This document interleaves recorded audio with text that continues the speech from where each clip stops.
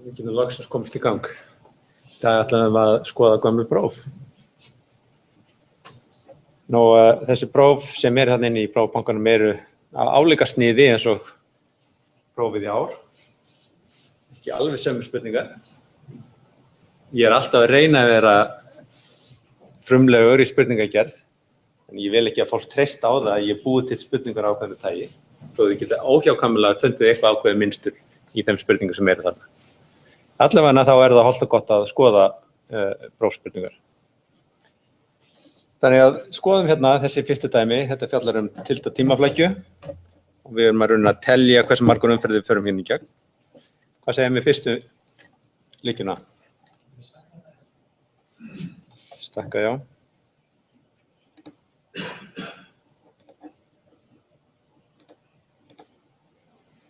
Svona. Hérna eru tvær umferðir, tvöföld líkja. Hver heildartímaflækjan? Það heildarfjöldi umferðir sem við förum í gegnum þetta. Hvernig förum við að því að glíma við þetta?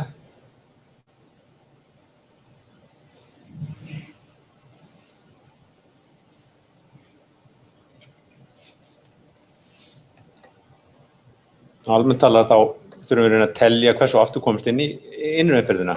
En stundum verða auðveldara að því leyti ef þetta eru óháðar lykkjur, þá getum við talað bara hvora fyrir sig og margfaldar saman. Nei, ég veit að þið heyrið ekki, en það heyrist hérna í upptökunni.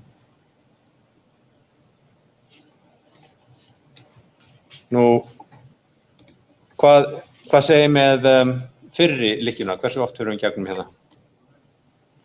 Log n, akkurat. Að því að við deilum með tveimur hvert skipti, byrjum með n-i, þá það log n sinnum. Seinni lykkjan. Við bætum við 4 hvert skipti, þannig að það n deilt með 4. Þannig að heildarkostnaður það bara margfald þessum tvennu. 1/4 sinnum n sinnum log n. Hvað með dæmi 2?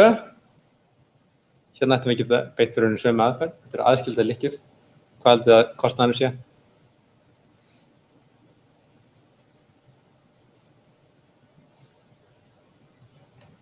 Fyrsta lykkjan n, önnur lykkjan log n, þriðja lykkjan líka log n. Hvað þá svarið? N sinnum log n í öðru, já. Ekki 2 sinnum log n, við margfaldum þetta saman. Það má skrifa þetta einfaldlega sem n sinnum log n sinnum log n eða n sinnum svíi log n í öðru veldi. Það ekki það sama á logrin af n í öðru sem allt annað.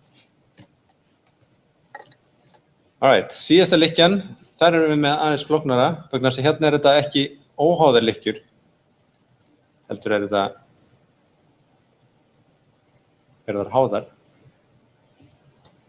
Og einleið svo að telja sér bara einfaldlega í gegn, byrja með lítill gildi og fjöldi innri umferða.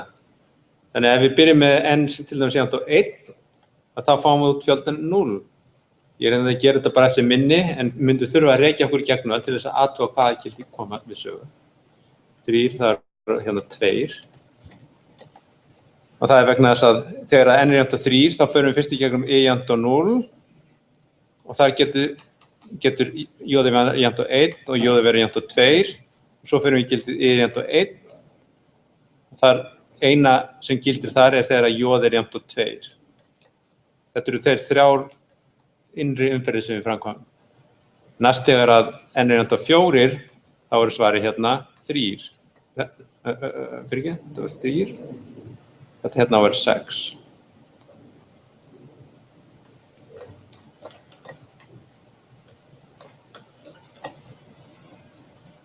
Og næst verður 10 og svo 15 og 21.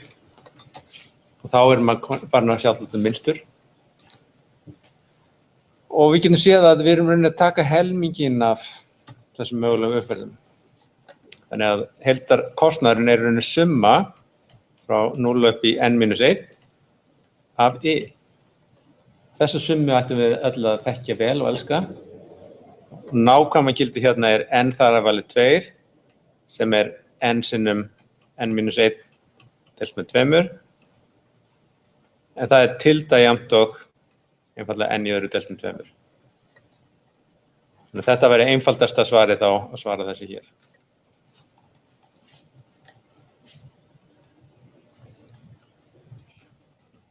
Já, ok, þetta færist ekki neitt.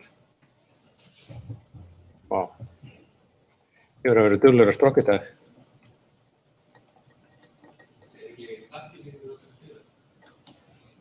Já, það, já.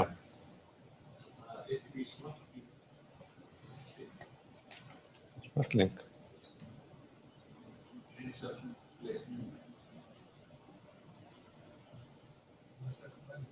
Takk. Gott að læra alltaf eitthvað nýtt hérna. Nú hérna hefur við ákveðað með tímaflæki út frá mælingum. Og hvað fyrsta skrefið í þessu?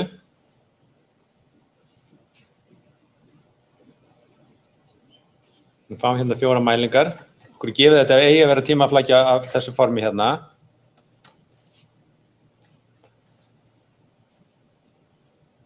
Við gerum svona doubling ratio skoðun. Við sjáum að þetta er rauninni tvöfaldast í hvert skipti, svona með ákveðinni villuskekkjumörkum, innan eðlilegra skekkjumarka kannski. Þannig að þetta tvöfaldast hverju umferð, hvað er þá tímaflækjan?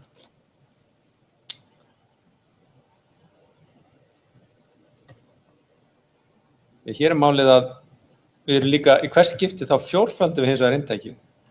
En inntækið fjórfaldast, þá tvöfaldast tímaflækjan. Þetta er í samræmi við hvernig tímaflækjan. Ef þetta væri línulegt, hvernig hegðun myndi það á vera? Við fjórfaldum inntækið þá fjórfaldast tímaflækjan. Hérna bara tvöfaldast það, þannig þá er þetta rótin akkurat. Hálfur hérna. Við sjáum að við getum með þess að brúa þetta hérna milli með því að setja okkur hvað ef n er 20.000 og þá er þetta hérna mitt á milli þar að segja við margföldum einhverju fasta x og síðan aftur með einhverju fasta þannig að x í öðru er það jafnt 2. Þetta segir okkur að x er jafnt rótin 2.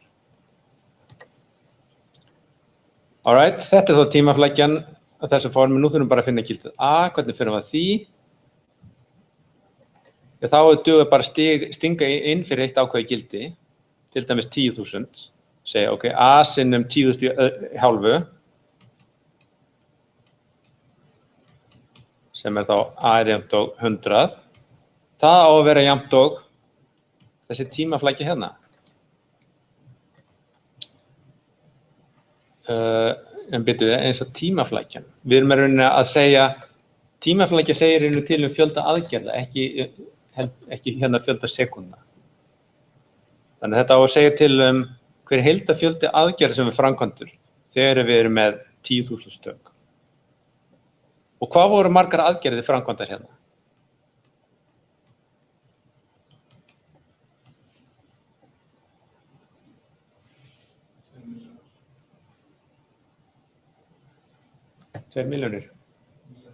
Milljarðar, akkurat. 10/9 aðgerðir á sekundu, þannig að það er 2 sinnum 10/9 aðgerðir sem voru framkvæmdar. Þannig að þetta hér er rauninni jafnt og 2 sinnum 10/9. Og þá erum við komið jöfnu með einni óþekktri breytu, styttum út 100 og fáum að a er jafnt og 2 sinnum 10/7 eða 20 milljónir. Ok? Nú ég fer hrætt í gegnum vegna þess að það er nóga spurningum hérna. Það er frekar að þið stoppum mig af heldur en ég bíði eftir að athuga hvort þið hafið allt saman á hreinu. Hérna er nú komið með annars konar tímaflækju. Hvernig tímaflækja er þetta hér? Er þetta að forminu a sinnum n í völdinu b?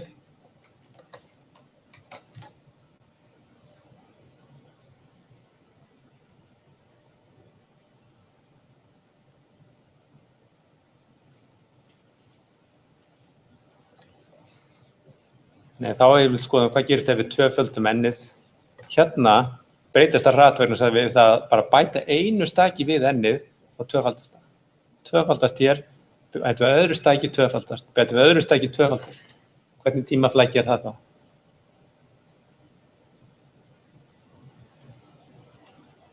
Tveir í veldun n. Það eitthvað a sem tveir í veldun n. Hérna væri hægt að reikna út hvað a-ið en okkur ekki einhvern veginn gefið út hvað tölvan öflug, þannig að það rauninni ekki leiðin. Heldur þurfum við rauninni bara að framreikna. Við sjáum hérna, ef við erum með 14 stöð, þá tekur þetta 0,1 sekundu. Spurningin hvað má n vera stórt þar til við komin upp í klukktíma? Eða innan við klukktíma.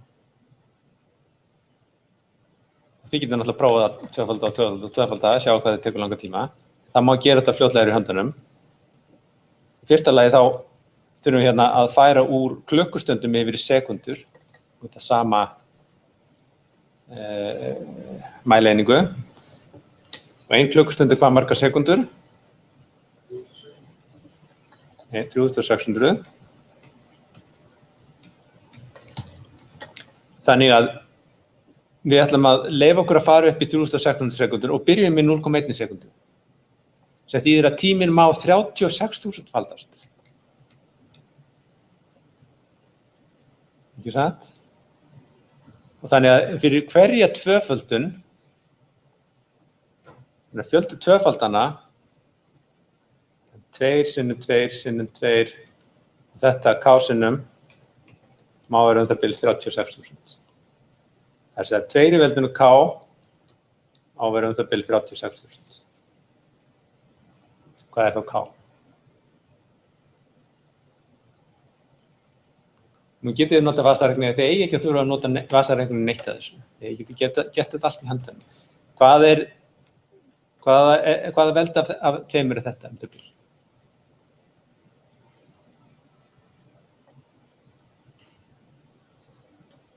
Hver 10.1024?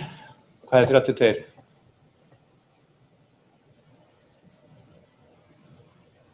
32 2 í 5. Þannig að 2 í 10 sinnum 2 í 5 þá 32.000, 33.000. Þannig að við erum að tala að 2 í 15 sinnum það bil 36.000. Aðeins minna 36.000, 33.000. Þannig að ef við tvöföldum þetta 15 sinnum, þá erum við komin upp í eitthvað aðeins minna heldur en þennan klukkstund. Ef við tvöföldum einu sinni viðbót, þá erum við komin upp fyrir það. Þannig að við getum gert þetta 15 sinni viðbót þess að 14 sem við vorum með, svarið þá 29.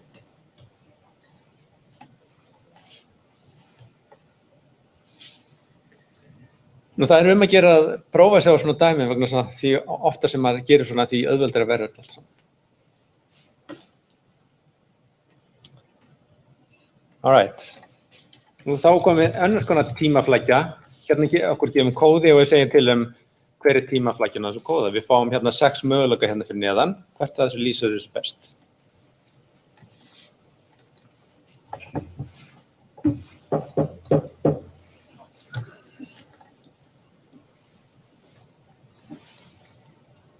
Hérna sjáum við þetta tvöföld lykkja. Þetta framkvæmd vafsinum. Hvað þetta framkvæmd hér oft? Innri lykkjan.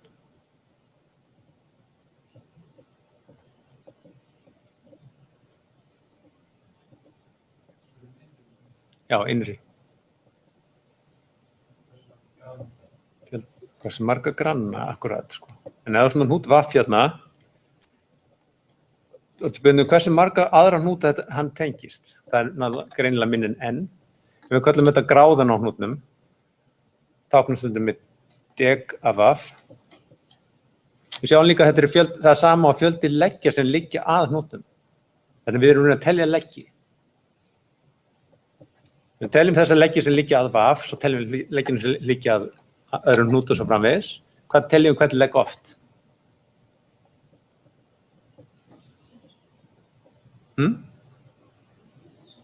Tvisvar. Due. Uno, due. Þannig að svarið hérna þetta er runni summan yfir alla hnúta, gráðan á hnútnum, sem er jafnt á 2 sinnum e. Reynda það ætti maður að vera aðeins nákvæmari af því að maður ætti runni að telja með hérna, ef hnúturinn ekki með neinn granna, þá náttúrulega förum við ekki inn í lykkjuna, en það kostar náttúrulega eitthvað að fara í gegnum þessi ytri lykkju. Og þess vegna er það sem menn telja hér, þetta er runni dekavaff pluss 1, en þá er það sama á 2 sinnum e pluss 1 fyrir hvern hnút, sem sagt pluss vaff. Þannig að rétta svarið er C og pluss vaff, vaff pluss 1. Og þetta er það sem við höfum notað runni alltaf þegar við erum að skoða þessi reiknirit á net, til að mynda með BFS, DFS og öll þau reiknirit sem notuðu það, að þar genguðu út á þetta, að fara í gegnum alla hnútuna, að fara í gegnum alla granna þess hnúts. Þannig að tímaflækjan sem kemur við sögu er alltaf á þessu formi og þetta er ástæðan af hverju tölum línulega tímaflækja á þessum reikniritum. Af því að þessi tegund af lykkju er línuleg. Línuleg stærðin á netinu. Stærðin er semst fjöldi hnúta, fjöldi leggja.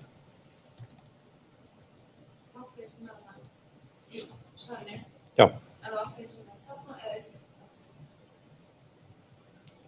Þarna er uppi. Fjöldi hnúta. Já, er það saman? 2 pluss vaff. Já. Er það 2 út af innbygginu pluss vaff sem ekki? Já. Þetta er rauninni segið til sko, til að vera nákvæmt yfirleitt flest net eru með miklu færri leggji heldur en hnúta. Það getur búið til net sem eru með miklu færri leggji heldur en hnúta. Og þá náttúrulega gildir það að við förum allavega einu sinni í gegnum þessa lykkju hérna.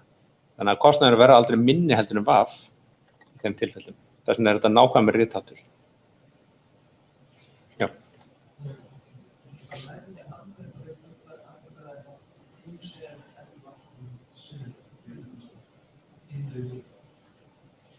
Já. Þannig að fjöldi umferða í þessari innri lykkju er nákvæmlega 2 sinnum e. Það er ekki pluss vaff. Pluss vaff er bara til þess að telja með þær umferðir sem við hugsanlega förum í gegnum ytri lykkjuna án þess að sé nokkur innri lykkja.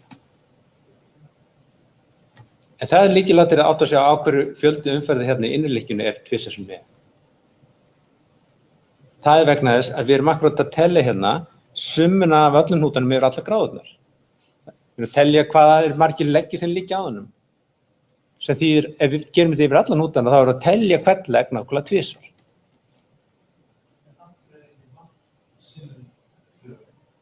Af því þetta er summa, sjáðu. Við summum, tvöföld lykkja er eins konar summa. Summa yfir öll gild af ytri lykkjunni, sinnum fjöldi umferða í innri lykkjunni. Ekki summa, sinnum fyrir ekki. Summa yfir öll gild af ytri lykkjunni, fjöldi umferða í ytri lykkjunni. Fyrir hverja umferð á ytri lykkjunni, þá teljum við hvað við förum aftur gegnum innri lykkjuna. Þannig að raunin er eins konar talning, ekki sant? Fyrir hverja umferð á ytri, þá teljum við hversu oft við förum í gegnum innri. Nú, ef þetta gildi hérna er alltaf það sama, segjum þetta verið eitthvað x, þá náttúrulega svarið einfaldlega bara margfaldi, x sinnum vaff. En það er bara ef það er sama gildið alltaf hérna inni. Það er þess vegna sem talningin þannig undan var auðveldari þegar við erum með aðskilda lykkjur. Þegar alltaf sami fjöldi umferði innri lykkjunni. En almennt talið er þetta alltaf talning, summur. Okay.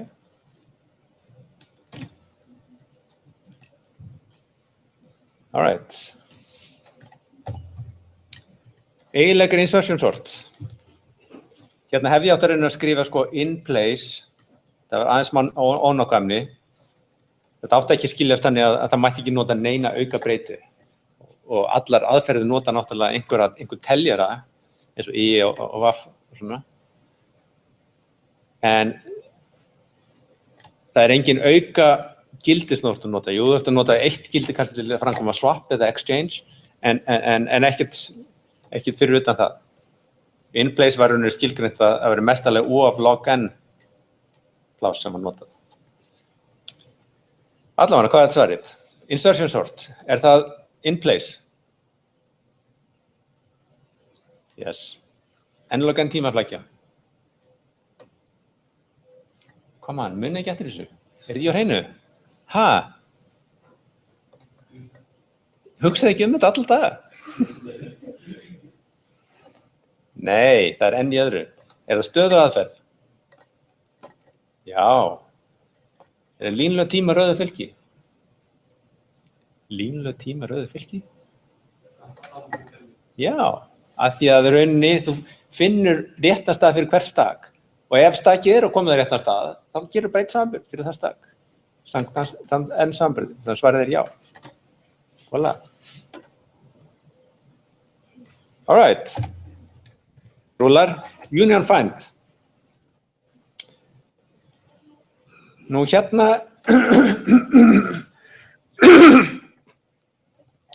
er líka þetta áttur að segja að við erum nota sem sagt quick union og sér í lagi weighted quick union. Það eru ákveðnar reglur sem gilda hvernig strúktúr við getum myndað með þessu weighted quick union.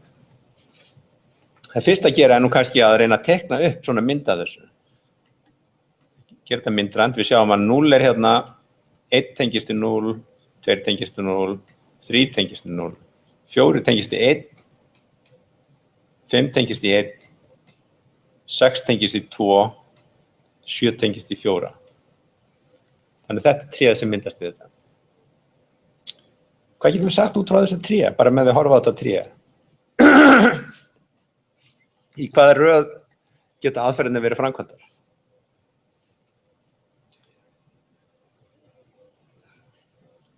Gætum við að hafa gert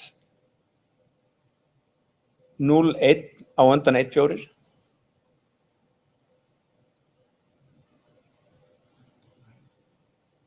Sko ef það er 0, 1 hérna, okay, 1 hérna, og síðan erum við með 4, hvort það er, eða 4, þá myndi 4 fara undir 0-ið. Jafnvel þó að það veri 4, 7, það samt sem maður 4 fer undir rótina. Þannig að það gæti ekki verið að þetta veri, við hljótum að hafa gert 1, 4 áður en við gerðum 0.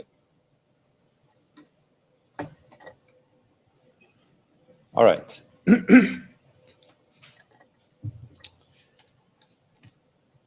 Nú, maður þarf að rekja sig í gegnum þetta hérna til að skoða hvaða tilvík getur gengið upp. Þau byrja öllu þessu sama. Það sé að fyrst er 4, 7 og 2, 6. 4, 7 og 2, 6. Og síðan kemur eitthvað annað. Hérna kemur 1, 4. 1, 5 getur það gengið. Já. 5 kemur það undir ásinn. 0, 3. Í lagi. 0, 2. 2 fyrir undir þetta. 0, 1. 0, 1.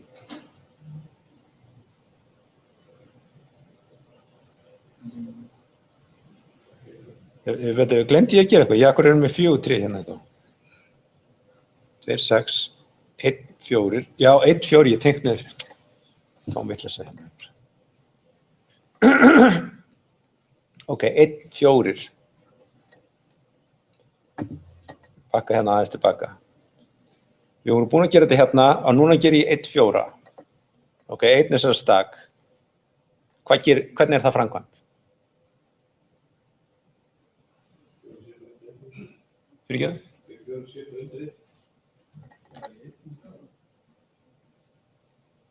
Er það ekki 1 undir 4? Af hverju er 1 undir 4?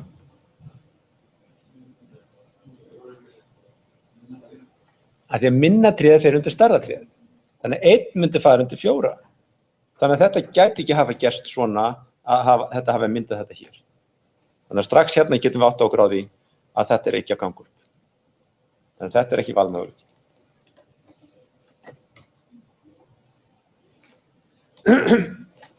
Skoðum hérna til gamans hérna síðasta dæmið. Þar erum við akkurat með 4, 7, 2, 6, 1, 2,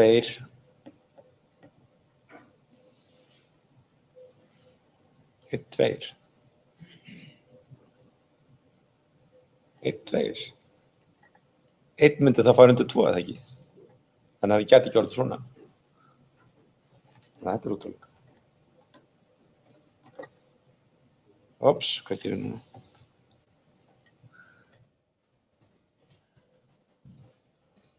Right, reynsum það aðeins hérna. Tökum það fyrir C. Það það 4, 7, 2, 6, síðan 1, 0. Allt í lagi, 0 getur farið undir. Tekum það kannski aðeins hérna frá. 0 yfir í 1, allt í lagi. Hvað svo? 1, 4. 1, 4.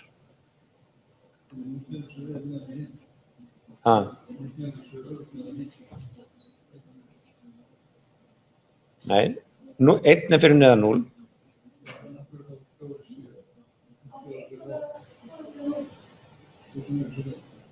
Já, af hverju það þannig? Málið að við vitum ekki hvort það eða... Já, ok. Það spurning hvort að við fylgjum nákvæmlega þeirri reglu sem við notum þarna eða hvort það fyrra stæki seinna stæki fyrir undir að fyrra og jú, það ætti að vera reglan. Þannig að samkvæmt þessu ætti 1-0 ekki að ganga upp. En jafnvel þó að við fylgjum ekki þeirri reglu, við erum að reyna að láta þetta passa saman einhvern veginn, þannig að það sést satt. Þá sjáum við strax hérna að þetta getur ekki gengið upp hér. 1-4, það myndi ekki mynda þannig að 1 myndi fara undir 0.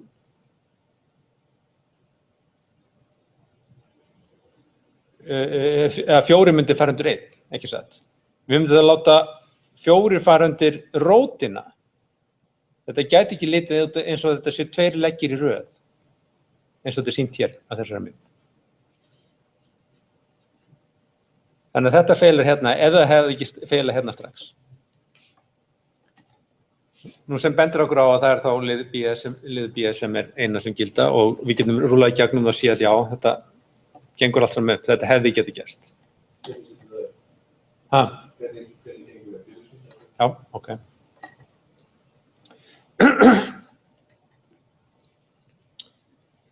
Ég ætla bara að merkja yfir á þessa mynd hérna með rauðu. Ok, 4 undir 7, ok, þannig að við förum 7 undir fyrra stækið. 6 fyrir undir fyrra stækið. Ok, 1 undir 5, akkurat undir fyrra stækið. 5 undir 7, hvað gerist núna? 5 undir 1 og 4 undir 7 undir 4. Við förum í rótin á því 3, þess að rótin 1 og rótin 4 hins vegar. Þau eru jafnstór 3, þannig að samkvæmt þessari reglu þá það aftara tréð sem fer undir það fyrra. Þannig að hérna það 4 sem fer þá undir 1. Þetta lykilatriði, það ekki hnúturinn sjálfur sem valinn sem fer undir hinn hnútinn, heldur það rót trésins sem hann í fer undir rót trés hinn hnútsins. Ok, síðan kemur 0 og 3, ok, það akkurat í samanskapi. Og 0 og 6, aftur erum við svona 2 pör, þau eru jafn stór, seinna pari fer undir það fyrra. Að lokum fáum við hérna union 6 og 7. Og hérna erum við komið með 2 tré. Við erum með 2 tré, bæði með 4 stök, þau eru jafn stór. Í þess til við látum við seinna tréð þá fara undir fyrra tréð. Þannig að það alveg rétt á. Rótin á trénu 1, rótin hinn á trénu 0, 1 fer þá undir 0. Okay. Þannig að þetta gengur bara út á að átta sig á virkninni á þessum reikninutum. Hvernig union find að virka á sér í lagi þetta weighted quick union. Því það meira strúktúr í því hvernig það framkvæmt. Þetta hashing og við förum ekki í það. Ákvæmlega skemmtileg spurningu sem röðunarreiknið. Og það sem sýnt hérna það eru hérna 8 dálkar. Af þeim eru 6 röðunarreiknið. Hvert dálkur sem sagt 1 reiknið. Fyrsti dálkurinn upphaflega inntakið. Þannig að það 0 hér.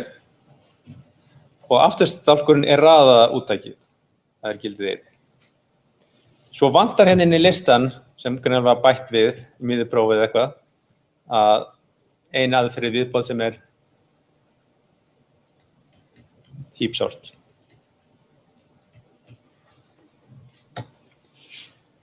Nú hérna bara eftirspurningin, skiljum við hvernig aðferðinir eru að virka. Hvað segir þetta okkur til Við erum hérna í miðri keyrslu á þessum reiknirítum. Gæti þetta hafi gerst í miðri keyrslu á þessum viðkomandi reiknirítum? Skoðum til þess fyrsta dálkinn. Hvaða strúktúru hefur hann? Ef við förum hérna niður byrjunina, þá sjáum við að þetta allt í réttri röð. Alveg réttri röð, alveg hingað. Nema það sem er fyrir neðan alveg eins og upphaflega inntækið. Við erum búin að raða ákveðnum fyrsta hlutanum af inntækinu. Innbyrðis, en það ekki náttúrulega sama á endalega listin. Hvaða röðinu reiknum við til þetta?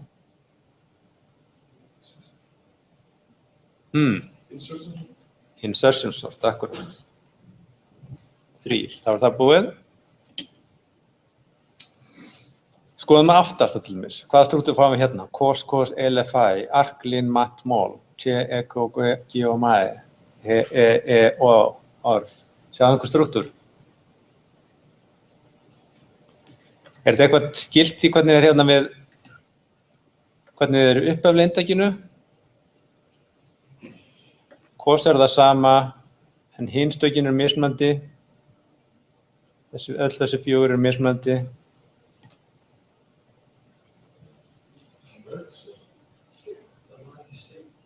Já. Þannig sjáum við að þessi 4 réttri röð og þau eru nákvæmlega sömu og eru hérna fyrstu 4. Næstu 4 líka réttri röð og þau eru líka umröðin á þessum fyrstu 4 hér. Og aftur eru 4 og 4 og 4 og svo framvegis. Hvaða reiknirít getur þetta við? Ok, er það ofansækið eða neðansækið?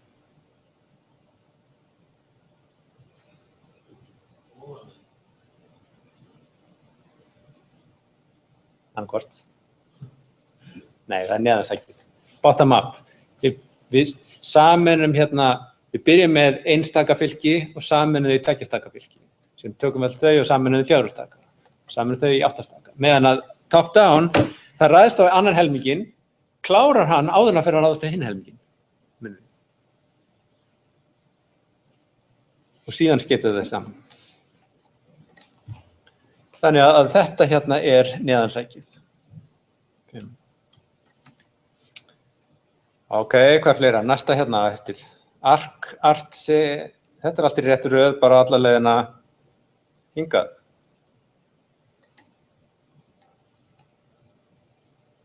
Og hvað svo? Restin eins og inntækið? Næstum því, ekki öll, en það eru mörg sem eins og inntækið. Hvaða aðferð geta þetta verið?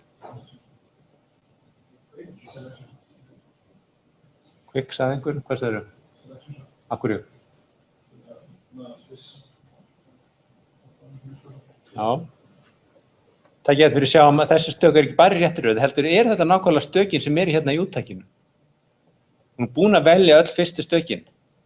Reyndar passar ekki þetta hérna, en þá þetta bara ekki talið með, ekki sant? Öll þessi hérna eru komin á réttan stað. Það er akkurat selection sort, 2. Og þá eftir 3 möguleikar. Hvernig heap sort öðruvísi? Hvernig virkar heap sort?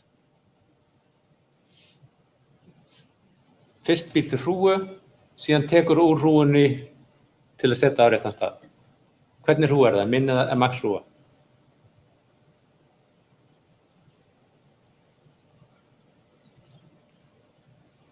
Langt síðan. Býr til max hrúgu, síðan tekur á efsta stakið og setur það aftast í fylkið. Og það passar okkur að því að þá minnkar hvort þið hrúgan og þar með pláss sem hún það. Síðan tekur næst aftast. Sem segir okkur að fremsta stakið í fylkinu, meðan við erum með hrúgu, þá ætti fremsta stakið að vera raunni aftasta stakið. Og hvaða dálkur í samræmi við það? Það þessi 4. Það passar rel stærri en phi of phi, phi stærri en elu of phi, phi stærri en orf of orf og svo framvegis. Þetta akkurat hrúgu allavega langleiðina hérna niður. Þannig að þetta heap sort hér. Og þá bara eftir 2 möguleikar, þá hægt að kasta krónu. Eða það hægt að pæla eitthvað aðeins betur í þessu. Hvað getum við séð hérna? Arc, cos, ok, þetta réttir röð hérna langleiðina niður, alveg hingað. Arts niður fæ hingað. Meðan að þetta eitthvað minna raða hérna.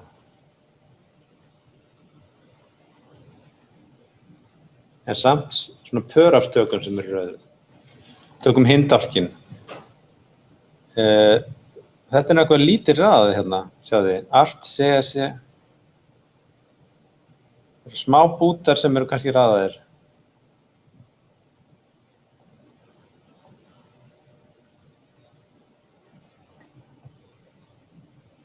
En þeir eru mislangir líka. Mús.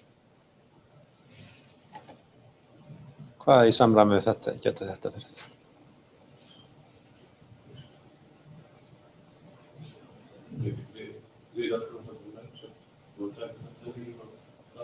Jú. Þetta mjög í samræmi við Mörsárt hérna ekki sagt. Búin með þennan fyrri helming að vinna í seinni helmingnum. Búin með fyrri helmingin af seinni helmingnum núna að vinna í seinni helmingnum og seinni helmingnum. Þannig að þetta lítur að vera að Mörsárt. Sem myndi benda okkur á að þessi dálkur hér væri quicksort, það í samræmi þá ætti þetta að vera skiptistækið, eða ekki? Art.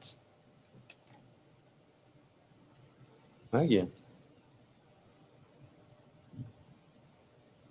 Nei. Þá er hún búin að setja skiptistækið á réttan stað og að vinna í hverjum hluta fyrir sig. Finnum við einhverja góða skiptingu þá? Það sé búið að gera partition í einhverja 2 hluta. Ok, öll stökin hérna eru mestalagi C, mestalagi E, allavega hingað. Hérna það mat. Öll stökin hérna fyrir neðan eru allavega E. Þau eru meira þess að Eko. Ok, Eko. Þetta hérna, geti þetta verið skiptistæki? Þetta hérna geti það verið skiptistæki, það ekki? Ele? Nei. Ele?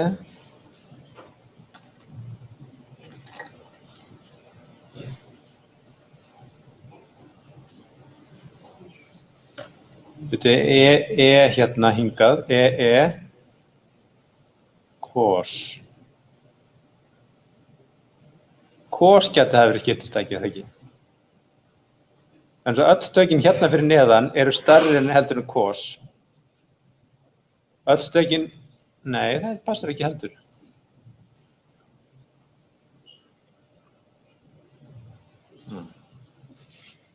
Alright. Nú veit ég ekki alveg. Ég þarf að hugsa betur.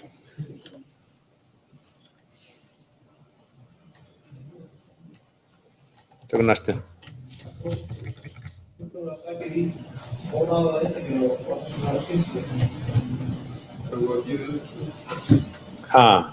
Ánstokkurinn upp af við. Já.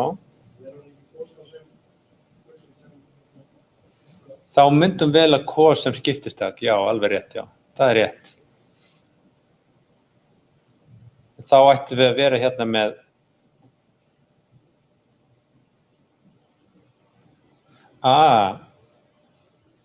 kannski að gangi bara hingað.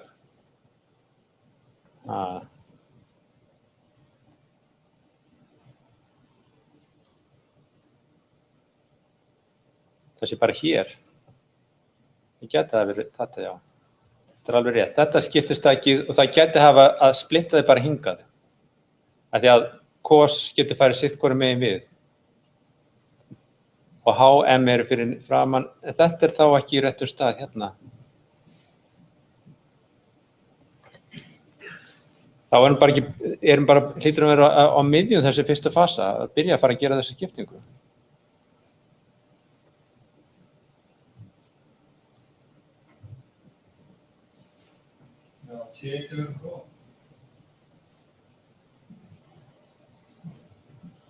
En það er skrítið, nei, vegna hún er búin að framkvæma þetta hérna.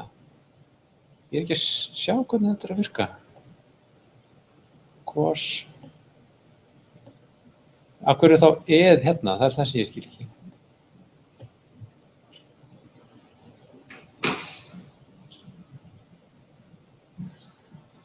og séð hér. Jæja, herðu, við verðum að láta þetta bíða, við getum ekki setið föst á þessu. Ég spá í þessu. Ok, rauð svart tré. Við höfum að bæta við gildinu K. Hvað breytist? Fyrst byrjum við að stinga því hérna inn. Það bendur okkur að við þurfum að breyta, gera hérna color swap. Þannig að þetta verður rautt. Þetta er rautt og þetta er rautt. Þá er næst að skrifa framkvæma hvað?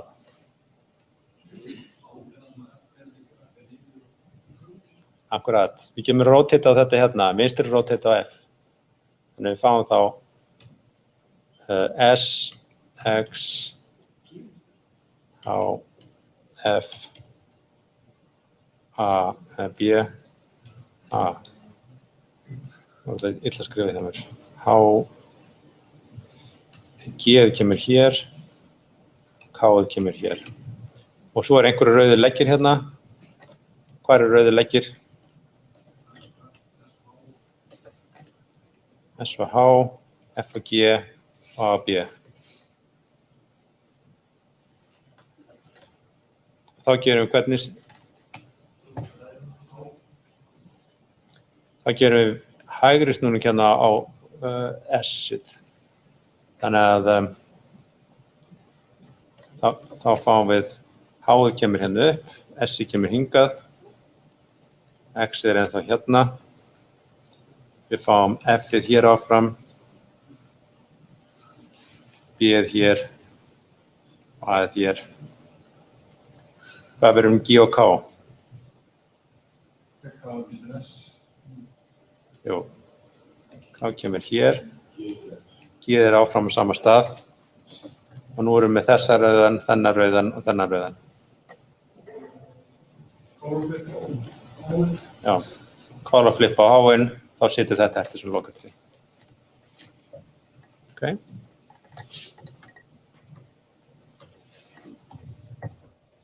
Já, tekna upp 2-3 tréð sem eru í samræmi við þetta. Hvernig lítur það út?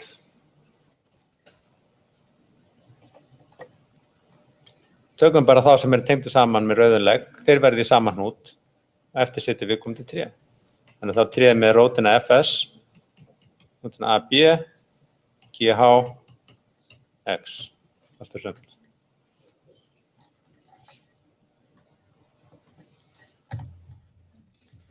Við kemur hérna 8 net. Okkur gefið þetta upp hérna á þessu listaformi hérna, grænlistaformi. Og fyrsta skrifið er náttúrulega að teikna upp tréð.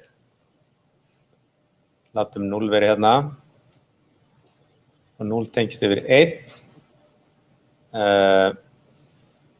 2 tengist yfir í 0 og yfir í 4. Og 4 tengist yfir í 3. 4 tengist líka yfir í 1. 5 tengist í 2 og yfir í 6 og 2 tengist yfir í 6 tengist yfir í 2. Og þá er þetta 8. netið sem að snilta til svona. Og hvernig tré er þetta? Hvernig net? Er þetta rásað og órásað 8 net?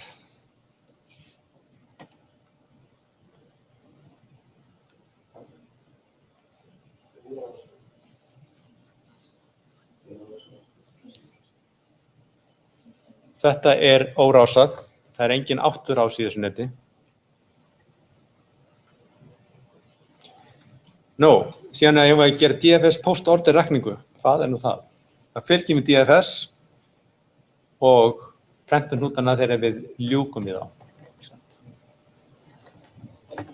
Þannig að við byrjum að heimsækja 1 frá 1 komist yfir í rauninni fylgjum eftir í hérna þessum grannlista. Komist fyrst yfir í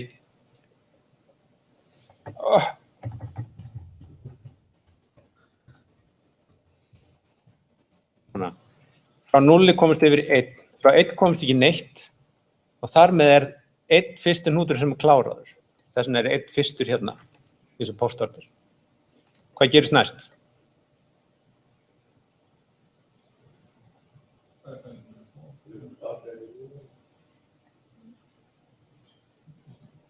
Við klárum einn hérna, klárum núllið, þannig að núllið næstur. Hvað gerist nú? Við fyrir næsta ómerta hnút, það akkurat hnúturinn 2, já. Heimsækjum hann. Frá honum komumst við 0, hann þegar mertur, komumst við 4. Þannig að þetta verður leið sem við fylgjum. Frá 4 komumst við í 3. Frá 3 komumst við í ekki neitt. Þannig að 3 verður þá kláraður. Það 3 næstir hnútur sem er kláraður. Síðan frá 4 komumst við líka yfir 1 en hann þegar mertur, þannig að komumst ekki meira, 4 sem klárast, 4 ekki verður hér. Förum upp í 2 komumst ekki meira, þannig að 2 verður næst kláraður. Næsta ómerta hnútur 5, förum í hann, þannig komumst við 6, komumst ekki meira, þannig að 6 verður kláraður, og loka 4 verður kláraður. Það sem ég tegna hérna í bláu þá í rauninni þetta DFS skógur sem við myndum, sem við notum í sumum verkefnum. Ok, teldu upp þá leggi sem má eyða án þess að gegnvirka lokun netsins breytist. Hvað er gegnvirk lokun?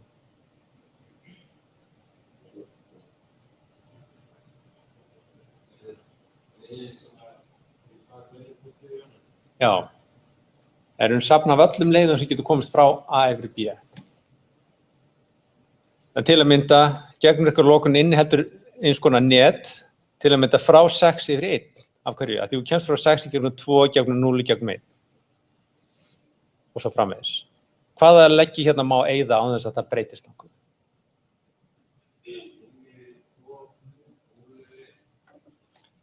Fimm yfir 2.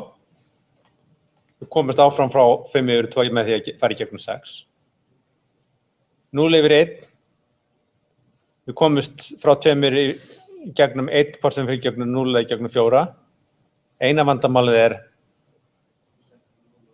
þá komst ekki frá 0 yfir 1. 4 yfir 1, það er sama, þá komst ekki frá 4 yfir 1. 2 yfir 0 sama, þá komst ekki frá 2 yfir 0.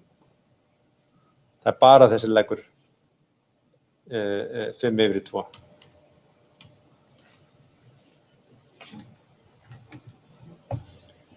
Ok, með því að bæta við 2 áttuðum leggjum að gera netið sterklega tengt. Hvaða leggir eru það?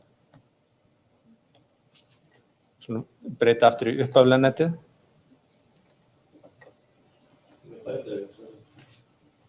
Það bæta við 2 leggjum til að gera netið sterklega tengt. Sterklega tengt þýðir að það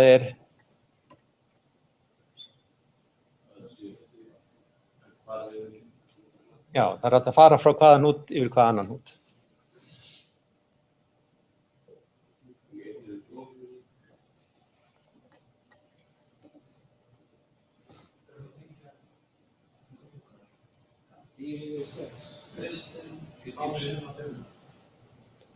Já. Ásinn og þristurinn eru svona sync sem við kallum eða ós. Og 6 getur komið til greina, en málið sko, við komumst frá 5 yfir 6, þannig að það er rauninni 5 sem skiptir aðalmáli. Frá 5 komumst til hvert sem er. Þannig að það dugar að tengja saman 3 og 1 yfir 5. Þannig að við getum annarkvort tengt þetta svona og svona, eða hvað?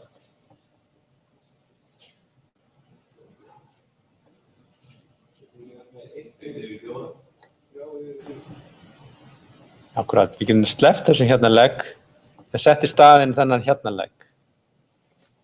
Það er óbeina leiðin til að komast aftur.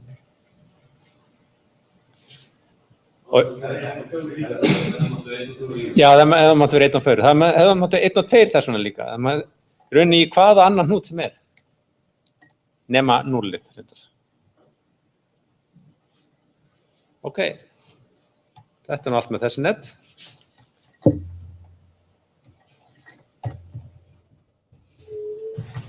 Þá erum við komin að vegna netum og við erum áhuga að gera hérna, finna mynstur spandtré. Okkur gefið hérna net Nema það ekki skilgreint nákvæmlega gildið á þessum eina hnút hérna, þessum eina legg, segi ég. Hvaða vægi er leggur sem merktur x? X getur tekið eitthvað af þessum gildum sem sýnt hérna, sem möguleikar sýndir hérna fyrir neðan. Og svo spurt, samkvæmt þessu þá það búið að sýna fyrstu 4 leggirnir hafa þegar verið valdir, endanlega valdir inn í spannitrið. Þannig að það búið að velja þessa 4 leggi hér, inn í tréð.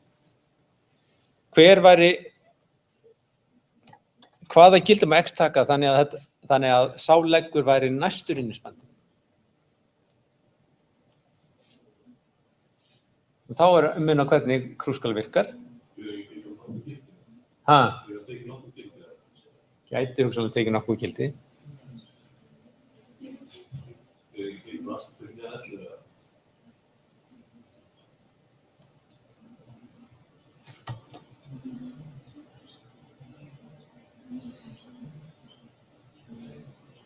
Það væri rétt samkvæmt einni túlkun á spurningunni, en hérna erum við að spyrja, við viljum að þetta sé næsta leggurinn sem fær inn í spanntrið. Þess vegna getur ekki verið 10 vegna þess að hvað? Vegna þess að þá hefði 7 verið valið næst. Þannig að það má raun ekki verið 10, ekki 9, heldur 8. En hvað með þessa hérna, 4 og 6? Málega það má heldur ekki vera 4. Akkur ekki. Það hefði verið valið fyrr. Þannig hérna 6 eina rétta svar.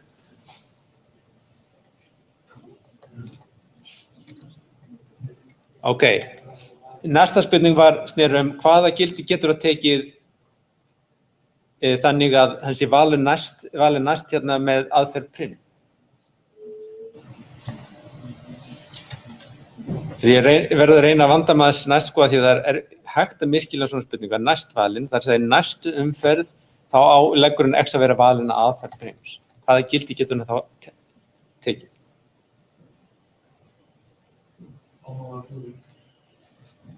Þá má það vera 4. Vegna þess að þá prim hefði akkurat valið legginu þessi röð, valið fyrst 2, síðan 3, síðan 1 og síðan 5. Þannig að hann hefði ekki getað valið þennan x hérna fyrr. Þannig að 4 er allt í lagi. Og sömu rökum áður 6 er líka allt í lagi. Hvað með önnur gildi? 8, 9, 10 mega líka verið með. Hvað með 12? Nei, þá hefði þessi hérna verið valið. Þannig að þetta er þá svarið, þessi fyrstu 5.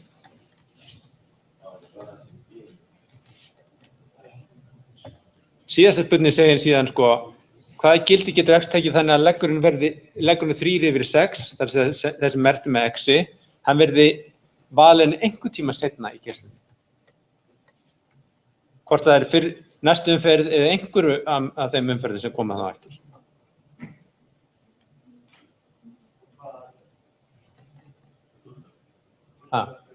Já, aðferð krúskal, já. Og þá náttúrulega það getur verið 6, af því að það getur verið fyrst, eða verið 6 sem það verið tekið strax. En þá sjáum við ef það verið stærri heldur en það, 8 til dæmis, þá væri 7 valið næst. En ef það er 8, þá myndi þessi 8 verið valið næst. Þannig að 8, 9, 10 er öll í góðu lagi. Hvað með ef það hefði verið 12? Þá er næstvalið hérna 11. Þá er ennþá eftir að tengja saman þessi 2 tré og 12 hefði líka gilt hérna. Þannig að 12 má líka vera. Hvað með 15? Ef það er 15, þá sjáum við að þá hefði nefnilega þessi hérna leikur verið valin og þessi hér ekki valin. Þannig að þetta er endanlega svar.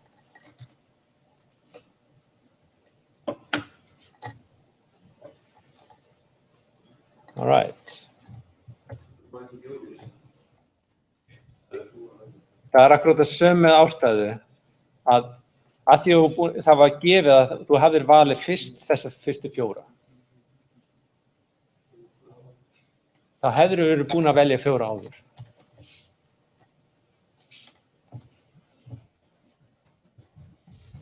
Alright, nú í fyrra var fyrsta skipti sem við vorum með hérna satisfiability, sama skapi á í ár og þetta myndi gilda þetta eins og við hefum gert það í ár. Þannig hérna fáum við þessa röksegð og við erum að runni að herma eftir þessar backtracking aðferð. Hvernig hún myndi vinna á þessa segð. Og það sem hún gerir er að hún tekur breytinni réttir röð, x1, og skoða báða möguleika, true or false. Hún kannar alltaf hvort að klausan sé eða öll segðin er orðin ósönn. Ef segðin er orðin ósönn þá stoppar hún leitina. Hérna sjáum við að önnur af þessum möguleikum er... Jú, það verður rautt vegna þess út af þessari klausu hér. Og þá væri eðlilegt að reyna að merkja það með klausunni, sko. Það myndi kannski biðja það næst. Og þá er eftir að skoða hægra hlutrið og það skoðum við þá næstu breytu sem er x2. Skoðum true or false. Þar aftur fáum við annað þeirra verður akkurat. Og það er út af ekki x1 eða ekki x2. Og þá fylgjum við þessi þriði eftir og þá fáum við x3 hérna og true or false. Hvað værum við búin að ákveða hér? Fáum við rauninni neitun á þessum báðum. Og það er annars vegar, þegar við erum þessum tímapunkti hér, hvað vitum við? Við vitum að það er búið að fullnægja þessari hérna. Þessi hérna er dettur út, málið er að gildi það x er true, þannig að gildi þessu er false. False eða eitthvað er sama áraunin bara gildi þessu hér. Þannig að það er eins og þetta sé ekki til lengur. Og þessi hérna er...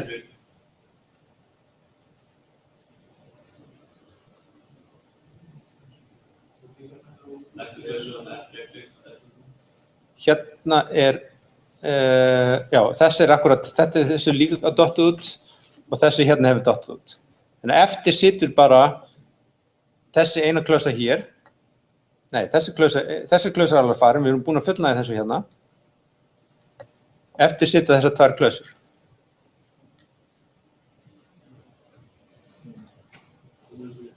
Þannig að það er klausa 3 sem það feilar á, klausa 4 sem það feilar á hér.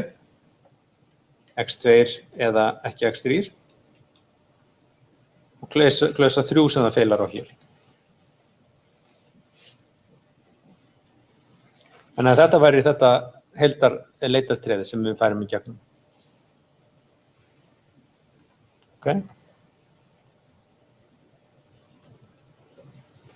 Og síðan er beðið hvaða gildi á breytum verða ákvörðuð ef unit close propagation er beitt á segðina. Og hún gengur út á það að skoða segðir þar sem er bara ein breyta sem á eftir að fá gildi. Og hún verður þá að fá það gildi. Þannig að við rauninni sjáum að svarið hérna myndi að vera x1 er jafnt á true samkvæmt þessu hér.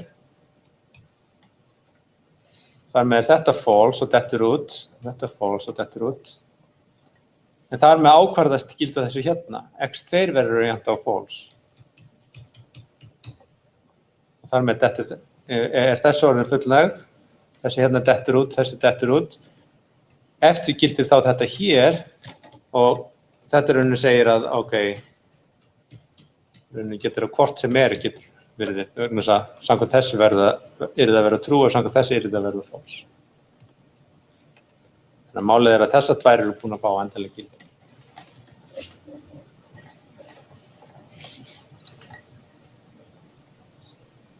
All right. Já. Þá kemur hérna svona meira skilnings og þekkingar sem vaðist nú fyrir hansi mörgum. Hérna við nýta þekkingar okkar varðandi hvað vitað lausn mismunandi verkefna. Fyrsta spurning ég spyr til aðferð sem tekur línulegan tíma, sem stingur inn enn litlu minni hrúgu? Eða það ómögulegt, eða það ekki vitað hvort það sé hægt? Hvað haldið þið? Hvað munið þið?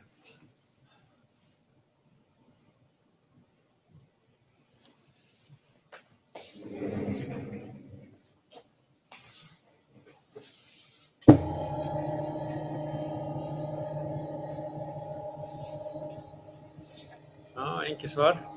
Svarið hér já, þetta mögulegt. Á hverju? Vegna þess að það akkúrat þetta sem við gerum í fyrsta fasanum á HeapSort. Það tekur línulegan tíma að byggja hrúgu, eina max-hrúgu.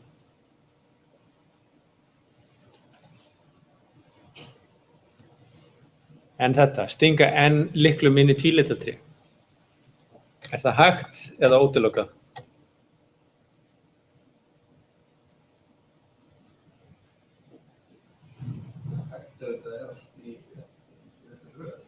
Já, nei, það þarf að vera hægt að gera í versta falli, línulegum tíma í versta falli. Akkur ekki? Já, hver insert aðgerð tekur langan tíma? Ef það raðað, jú. Það þarf að gilda fyrir hvaða inntak sem Málið að þó við vitum að teki login núna með þessar aðferð, það hugsanlegt að gera það hraðar að setja inn öll stökin í einu. Til að mynda, þetta hérna hægt með hrúguna, vegna þess að sem Heapify aðgerð, hún tekur bara línulegan tíma, þó að insert aðgerð í hrúgu taki langan tíma. En þetta ekki hægt með tvílitatrí, af hverju ekki? Ja, við vitum það ekki.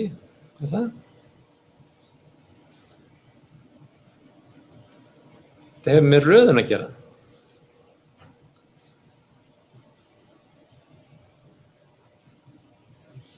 Vegna þess að við getum notað tvílitatrí til að raða. Ef við bara setjum inn stökin inn í tvílitatrí, svo bara tökum við út í rétti röð. Bara með því að gera einfalt inverted traversal. Og inverted traversal tekur bara línulegan tíma. En ef það hægt að stinga öllum stökunum inn í tvílitatrí á línulegum tíma, þá komið röðunarferð sem tekur línulegan tíma. Og við vitum að það ekki hægt. Þess vegna þetta ómögulegt. Finna leið í áttu óráðstöðuneyti sem inniheldur hvern hnút nákvæmlega einu sinni. Nú í ár þá ræddum við þetta verkefni kannski ekki eins ítarlegar, en þetta verkefni heitir hvað? Já, næstu því. Það einfaldur útgáðan þar sem ekkert vægi á leggjunum, við bara 8 órásað óvegið net.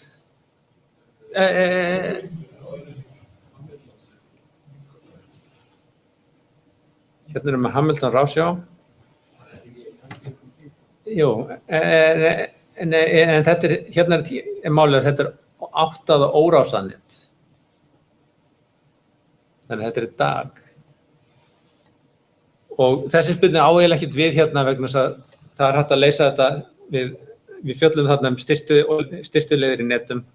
Það er að nota tiltölulega einfaldar aðferð til að leysa þetta bara fyrir dag. Þannig að sleppum þessu hérna, svarið þarna væri já, það er hægt. Finna minnsta spantri vegna neti. Það er hægt á línulegum tíma. Hver á tímaflækjun aðferðin sem við þekktum? Sáum.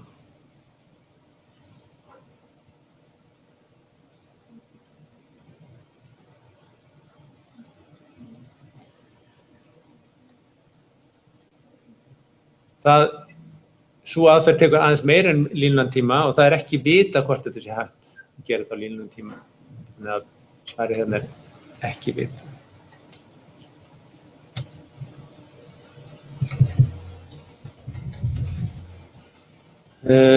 Ákvarða hvort að áttanið sé órásað með nót, hnút sem hægt að komast í frá öllum öðrum hnútum í netinu.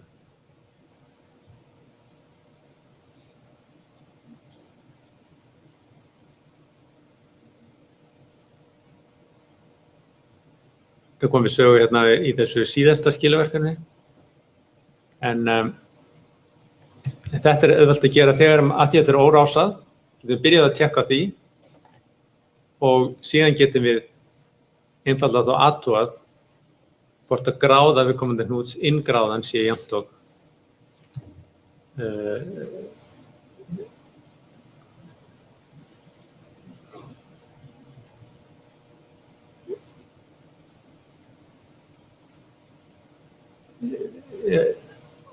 öllu heldur þá þarf þetta að vera eini hnúturinn sem með útgráðuna 0 til þess að þetta sé hægt.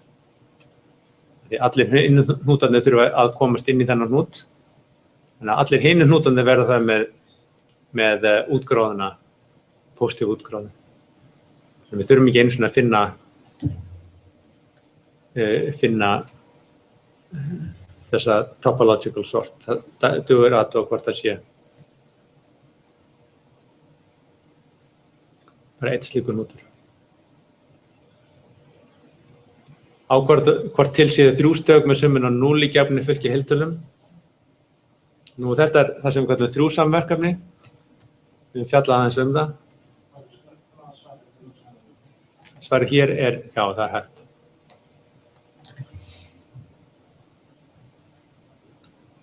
Hvað 3 samverkefni kom upp í rauninni beinlínis í hvaða verkefni?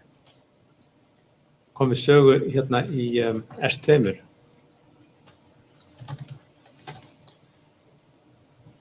Var það ekki?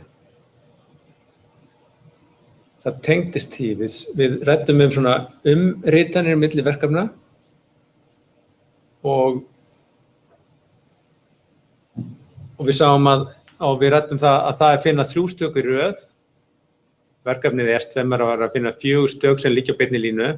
Bara það að finna 3 stökum í beinni línu jafngilt þessi verkefni að finna 3. Og það vitað að við þurfum allavega enn í öðru tíma til þess að leysa þetta. Þannig svarið hér ómögulegt. Lokaspurningin. Finna gildisveitingu sem fullnægir gefinni rökstæða og síðan sniði. Það hægt eða ekki? Hvaða verkefni það? Það satt, já. Það leysanlegt á línutíma eða ekki? Það ekki vitað. Þetta akkurat eitt af þessum NPR við verkefni að við vitum ekki tímaflækjum að því.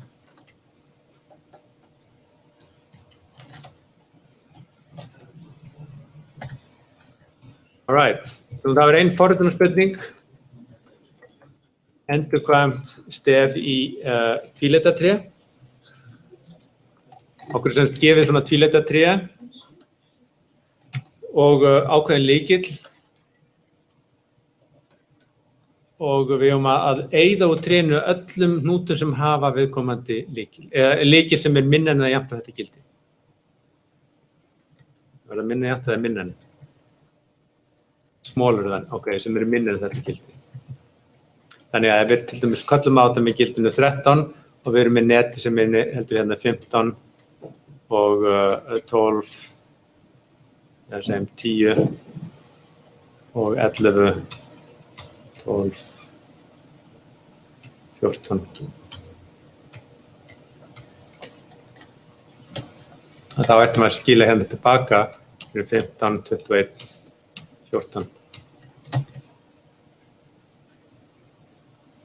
Þegar við erum búin að eyða þessum nútúrum.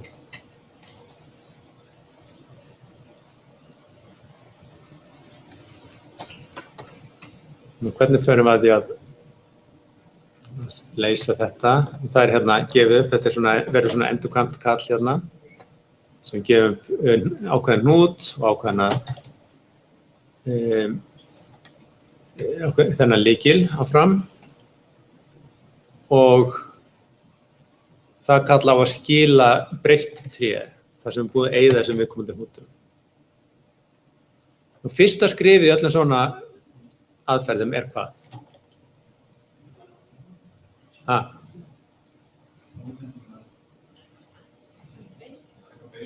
Base case, akkurat.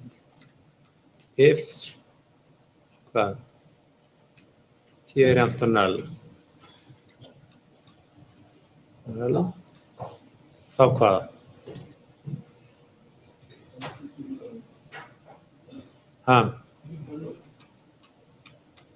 Þá bara gerum return og þá sendum við það tilbaka. Nú annars, þá er þetta ekki null, þá þurfum við að ferða eitthvað eftir gildun í hnútnum, ekki satt? Nú þannig að við þurfum að bera þá saman x við gildið á hnútnum sem þá t-punktur value.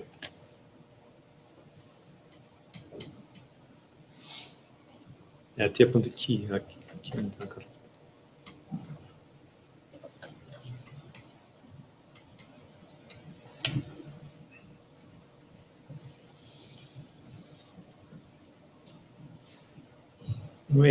Ef t-punktur key með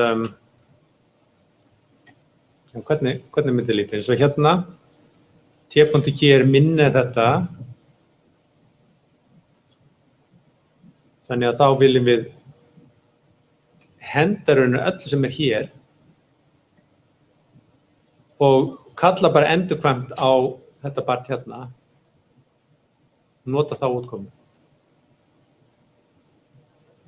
Ef x-ið stærra heldur en t-punktur key, þá viljum við sleppa þessu vinstra hlutré og nota það sem kemur út úr kallinu á hægra hlutrinu. Þá gerum við bara return lesser af x, t.right.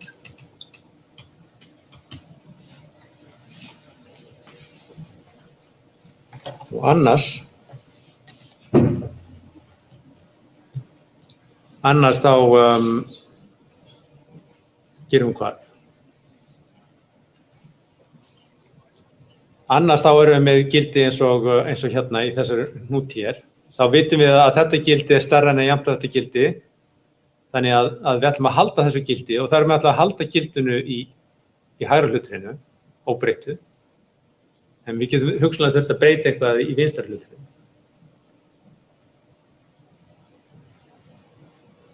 Hverju skilum við tilbaka? Já, við ætlum að skila t tilbaka, þessu hnút hérna, en þurfum að breyta vinstra hlutrinu. Þannig að t.left fær þá útkomuna út úr þessu endurkvæma kalli á t.left. Og síðan skilum við trénu sjálf.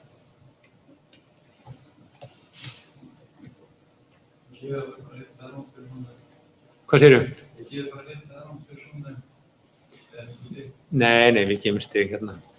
Það einhver 2 stig fyrir grunntilvikið og það sé rétt skilagildi og svo að það sé gert eitthvað í bæði trén, samanburðurinn sé að ákveða. Þannig að flestir fengur bara hluta skora en ekki skora. Þetta eitthvað sem þið ættið vel að geta ráðið við.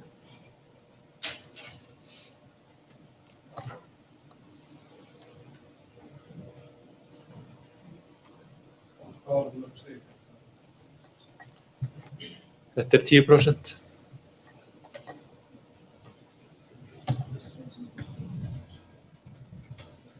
Og lokum hérna þessi aðferð hér sem snýst að nota þessa lausnara fyrir okkur til þess að leysa viðfangsefni sem gefið á almennan hátt.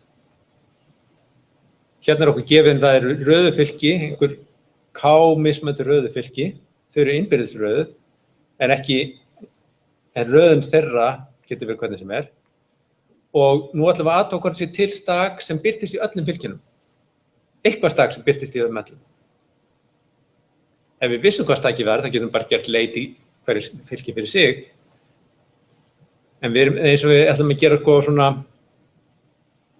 ef þetta væri bara 2 fylki, þá erum við að athuga hvort að stökin í þessu öðru fylkinu séu mismunandi frá stökunum í hinu fylkinu.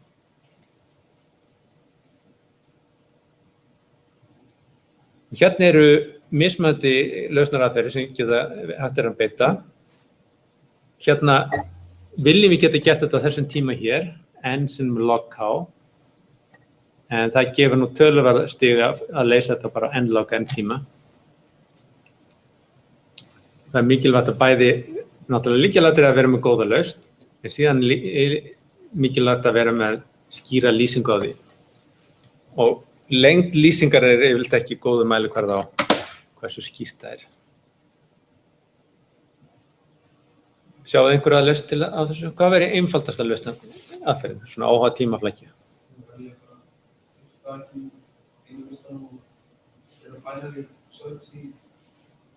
Já.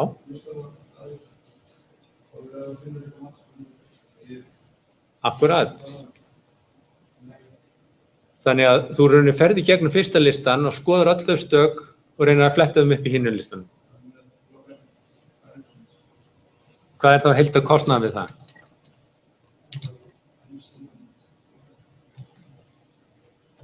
Það fer enda alltaf eftir hvaða lista þú tekur. Ekki?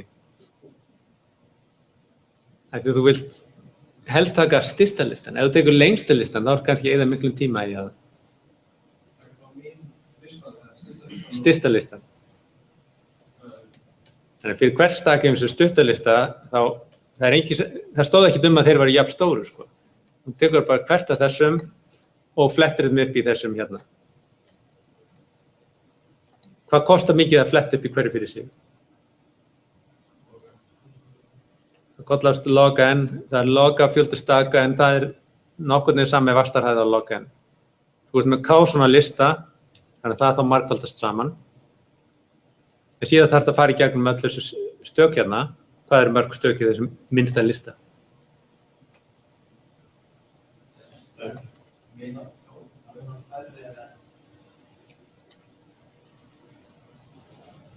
Þú ert með k-lista, í minnsta listanum er mestalagi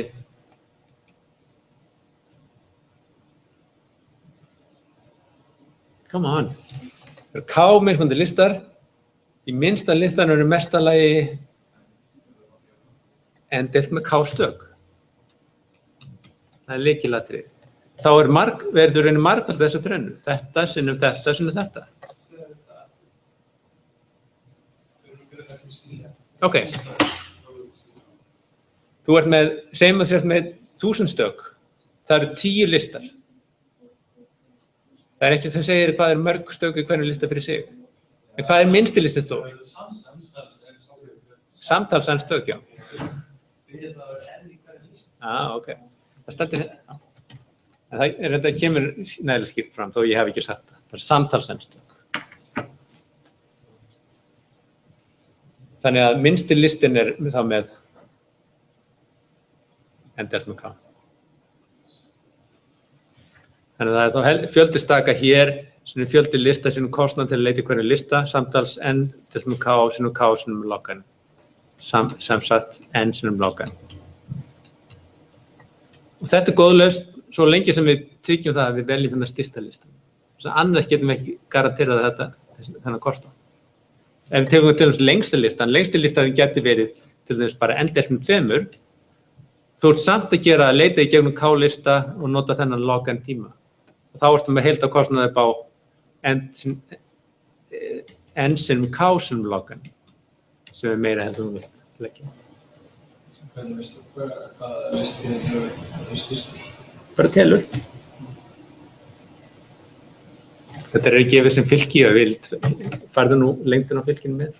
En þú er alveg efnað því að telja í gegnum öll stökin í fylkinu.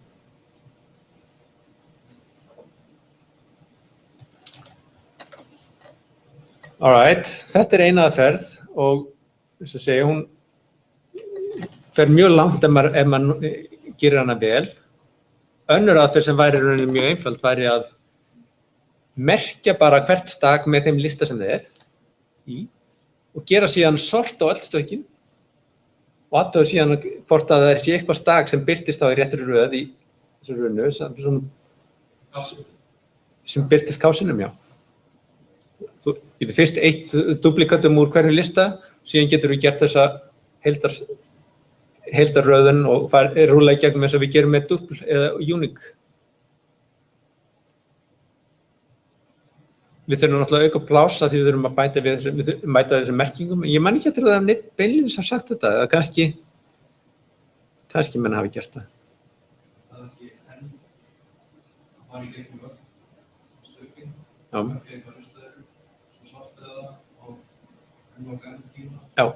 Já, n-log n tíma. Þannig að aðaltímann væri í rauninni að sortera þau, allt hitt væri línulega.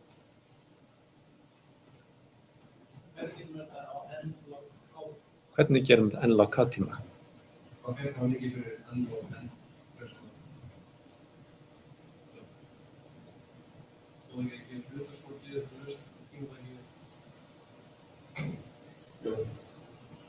Jú, þannig að þetta hefði gefið góða hlutaskor ef maður gerir þetta vel að gera þetta á n-log n tíma.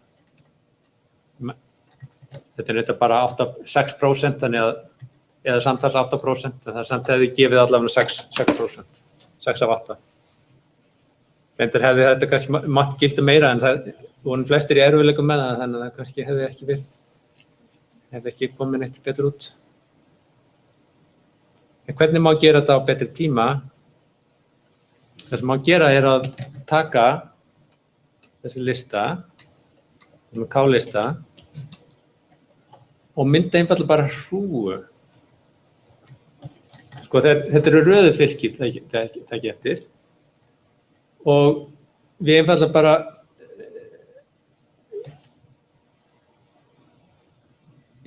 við erum rauninni að gangi gegnum, sko, og athuga hvort að sama staki birtist alltaf hérna. Alls staðar.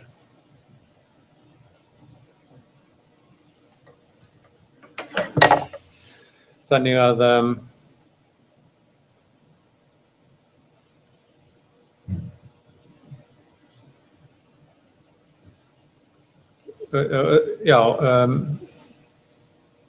þess að ég hafði hugað var að nota hrúin. Nú sé ég að það er hægt að gera með svona línlögn tíma.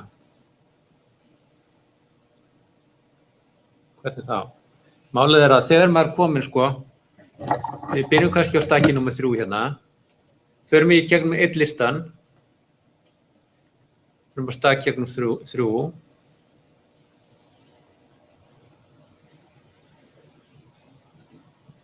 og þá sjáum við, skoðum hina listana, nú þeir eru kannski með stök 2 og 1 og 3, og þá einfaldlega förum við, eyðum af þessum listi eða færum bendin hérna niður, þar til við komum með stak sem er jafnt og 3, eða stærri en 3. Hérna kannski fáum við næst stak 4, þá sjáum við að 3 birtist ekki á öllu listanum. Þá getur þar með farið niður í næsta stak. Þá kannski finnir stak 5. Ok, þá fyrir eftir gegnum þessa lista. Rek mig hérna áfram. Þetta er kannski 4 næst, ok. Sér kemur 5 næst. 5 næst hér, 4, 5 næst. Þá er ég búinn að finna all stökin. Og núna í staðinn fyrir að leita í hverjum lista, þá einfaldlega nota ég bara hérna bendi sem ég vísa niður í listan.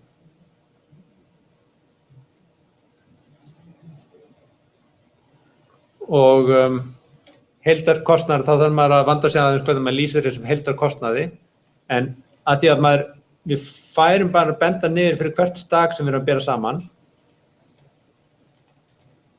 þá verður heildarkostnaður línulega. Maður þarf líka að passa upp á að tryggja það að þetta fyrsta fylki sem maður fær í gegnum sé bara stærri en n deilt með k.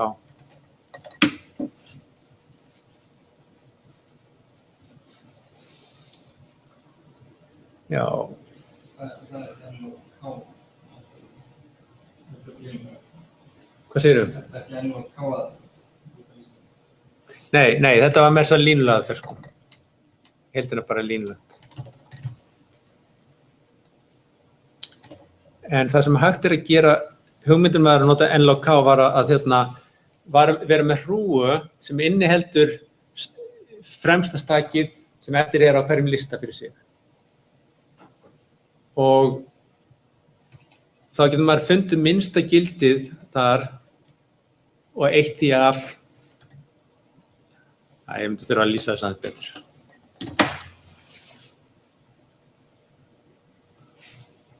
Kannski skoða aðeins lýsingu svörunum mín, þannig að svindla aðeins.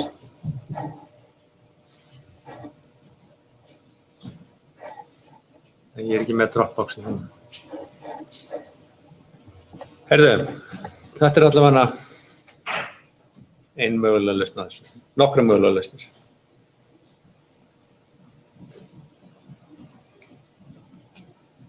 Þetta var nú prófið.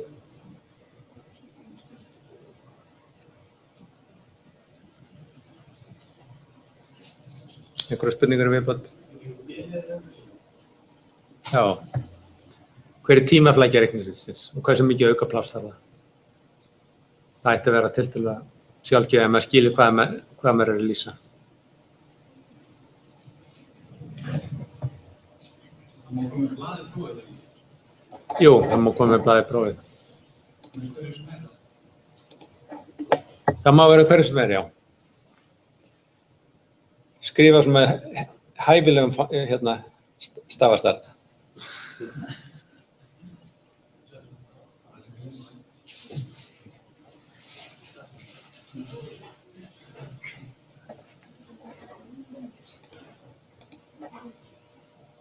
Þá segjum við þetta gott.